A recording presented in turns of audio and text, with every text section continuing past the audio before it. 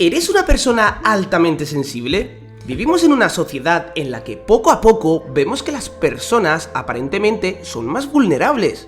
De ahí que hayan términos como la generación de cristal, que abarca a la generación Z y a los últimos millennials, refiriéndose este término a la vulnerabilidad que acontece a los hijos de personas trabajadoras a las que se les ha dado todo y no han tenido un problema realmente grave como para tener una referencia de lo que es un problema de verdad.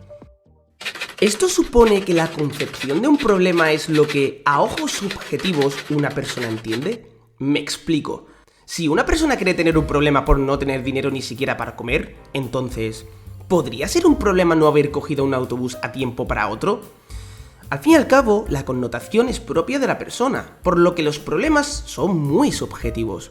Ahora bien, claramente podemos ordenar objetivamente que hay problemas más graves que otros, pero existen personas que les dan tanta importancia a cada problema, sea más severo o no, que a veces se puede caer en la ignorancia selectiva de describir qué es un problema y qué no. Un ejemplo son las personas que, por no haber vivido una experiencia aversiva en concreto, no pueden identificar la gravedad de dicho problema. En cambio, hay personas que empatizan de tal manera con la víctima del problema, sea objetivamente más o menos grave, que pueden dar la misma importancia a dos problemas que, aparentemente, son muy distintivos en cuanto a su gravedad. Estas personas son altamente sensibles y tienen una capacidad empática tan desarrollada que pueden vivir el problema incluso más que la persona que realmente lo está pasando. Ahora te pregunto, ¿eres parte de esa población? Podemos describir ciertos detalles que presentan estas personas para acercarnos superficialmente si de verdad tú presentas características iguales o similares a las que exhibe esta población. Por tanto, describiremos algunas percepciones que muestran, siendo 1. Percepción aumentada de los detalles.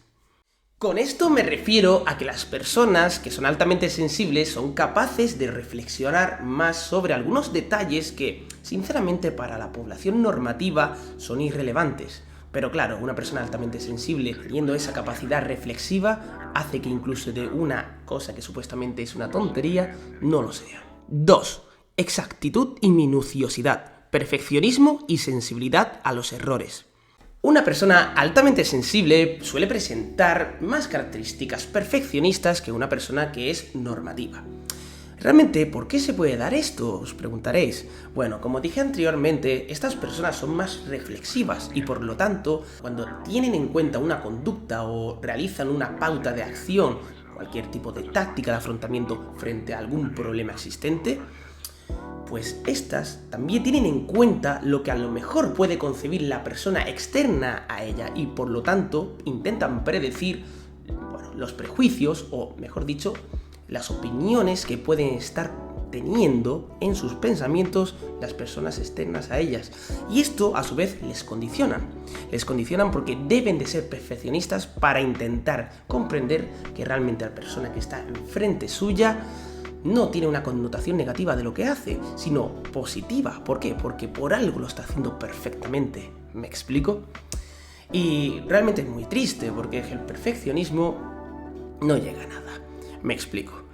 Hay muchas personas que intentan ser perfeccionistas, para intentar ocultar su vulnerabilidad en las distintas facetas existentes. Pero es que eso a su vez hace que tenga vulnerabilidad, porque nunca tiene un reforzador positivo como por fin he conseguido algo que merecía, o jope, qué bien lo he hecho. No, para ellas nunca está bien hecho del todo. ¿Y por qué? Porque no tienen un límite predispuesto, siempre creen que hay que hacerlo mejor y mejor y mejor. ¿Y cuándo de verdad es perfecto? Pensad que al fin y al cabo, ya con que tengas ese error y eres consciente de él, puedes cambiar esa conducta que supuestamente la has hecho mal. No hace falta que además sumes ese error con tu connotación negativa de jope, qué malo soy, jope, qué mal lo he hecho. ¿Para qué? ¿Para autodestruirte? Piénsalo. 3. Sobreestimulación. Es decir, sensibilidad a los ruidos, a la temperatura y a los olores. Las personas altamente sensibles es cierto que presentan más sobreestimulación que la población media. Y esto puede que se refiera a una hiperactivación que presentan en áreas cerebrales como la corteza cingulada, la corteza prefrontal, la amígdala, el hipocampo, etc. Y estas áreas son más concretas de la regulación emocional. De esta forma se puede entender que tienen una hipersensibilidad a todos los estímulos que a su vez hacen que tengan una mayor exaltación de los propios sentidos y por lo tanto exalten más sus emociones. Además, presentan ciertas características físicas. 1. Sensibilidad al dolor. Como dije anteriormente, estas personas exaltan los propios sentidos que tienen y además no solamente exaltan sus propios sentidos, también exaltan la emocionalidad, o mejor dicho, el significado que proyecta esa persona de lo que siente. Me explico. Si por ejemplo una persona altamente sensible se pincha, ¿vale? Imaginaros que me pincho y soy altamente sensible, voy a decir, me ha dolido, es cierto que me ha dolido, pero voy a exaltar mucho ese dolor, voy a decir, me ha dolido mucho, demasiado, hasta tal punto de verdad conferir que ese dolor es más de lo que realmente fue. Y ya no solamente esto, podemos hablarlo de manera más objetiva. Puede que los nociceptores, que son al final los receptores del dolor que presentamos en nuestro cuerpo, debido a lo mejor a la hiperactivación que presentan en diferentes áreas corticales emocionales de las que hablé antes, hagan que agudicen el propio dolor, además de darle el significado que anteriormente os dije, que connota una mayor exaltación todavía de ese propio dolor. 2. Propensión a las enfermedades provocadas por estrés. Las personas altamente sensibles, al fin y al cabo, tienen esa hipersensibilidad, que a su vez suscita una mayor concentración de cortisol en el organismo. ¿Qué es lo que pasa? El cortisol al fin y al cabo es contraproducente dentro de lo que cabe, a no ser que necesites sobrevivir, porque te viene un león y te va a matar. Es una respuesta de huida la que tienes que hacer, o bueno, si quieres luchar contra el león, perfecto, pero imaginaros si ese cortisol se da sin realmente tener una justificación en cuanto a la supervivencia, pues estaríamos hablando de que, entre comillas, es patológico y entre comillas es problemática también para la persona, porque es un estrés crónico que le suscita dicha concentración excesiva de cortisol que a su vez hace que sea más reactivo o más propenso a padecer enfermedades. 3. Sobrereacción al alcohol y a la cafeína. Al final, cualquier tipo de estupefaciente puede exaltar cualquier tipo de emoción que presente actualmente, o en ese momento mejor dicho, la persona en cuestión. Pues imagínense una persona altamente sensible que ya de por sí es más reactiva, teniendo en cuenta las emociones, que una persona normal. Por lo tanto, se ponderaría una excesiva felicidad, y por lo tanto puede salir bien dentro de lo que cabe la toma del estupefaciente, pero en el peor de los casos, si de verdad estás triste, vas a tener una exaltación de una tristeza patológica tan vasta que por ello mismo es tan peligroso. Porque imagínense de verdad, porque al final las personas altamente sensibles son muy perfeccionistas, son personas también muy retraídas, son personas muy reflexivas y al mínimo cambio que vean en el entorno que no les susciten una felicidad, imagínense qué puede hacer esa persona si encima está bajo los efectos del estupefaciente, de un estupefaciente en concreto, y por lo tanto tiene menor controlabilidad de su conducta. 4.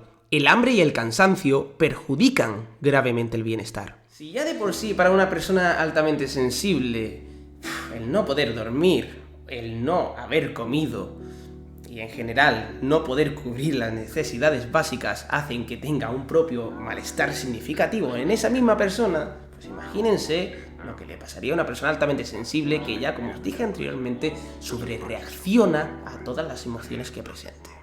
Y por último, podemos hablar de diversas competencias sociales que resaltan, siendo 1. La empatía. 2. La necesidad de armonía. 3. Contagio del estado de ánimo del entorno social. 4. Personalidad introvertida, retraída y tímida. 5. Intuición. 6. Sentido de la justicia. 7. Búsqueda del significado. Una persona altamente sensible suele ser más introvertida, más retraída que cualquier otra persona normativa. ¿Por qué se puede deber esto? Pues muy bien, como dijimos anteriormente, reaccionan ante cualquier estímulo y por lo tanto, debido a su perspicacia, que les hace posible de verdad determinar mínimos detalles que una persona normal no podría, hace, que pueda caer en un carácter pesimista en función de una mínima característica negativa que vea en una persona, que a su vez, ya por su propia exaltación y por su propia reflexividad, va a hacer que se consoliden pensamientos intrusivos negativos sobre ese aspecto que realmente es irrelevante, pero como es altamente sensible, para él es muy importante. A su vez, como las características anteriormente nombradas se basan en un criterio estadístico que concibe la media poblacional de personas altamente sensibles, lo justo es comprobar mediante la realización de encuestas que miden la sensibilidad empática de cada individuo si realmente se es altamente sensible. Algunas de las encuestas que pueden despejarte la duda de si eres PAS es el test PAS oficial de la doctora Elaine Aron, que de hecho es el primero que te viene en la búsqueda de Google. Ya por último, solo me queda una cosa, y es saber realmente si sois personas altamente sensibles, personas normativas, que al fin y al cabo es lo mayoritario en la población, pero lo más importante es saber si realmente eres una persona insensible. Porque eso podría determinar que tu conducta es anómala para la sociedad. Al fin y al cabo, una sociedad se determina por las capacidades empáticas que cada uno presenta frente al resto, y que eso mismo hace posible que se ayuden entre sí. Por lo tanto, ¿eres tan egoísta como para, de verdad, permitir solamente tu propio beneficio personal independientemente del beneficio del resto? Ya solo me queda deciros que muchas gracias por haber visto el vídeo por completo. Espero de verdad que os haya aportado información relevante para la mejoría personal, y lo que os digo, de verdad, pensad mucho en qué sois, porque, de verdad no sabéis la importancia de la empatía en el mundo en el que vivimos.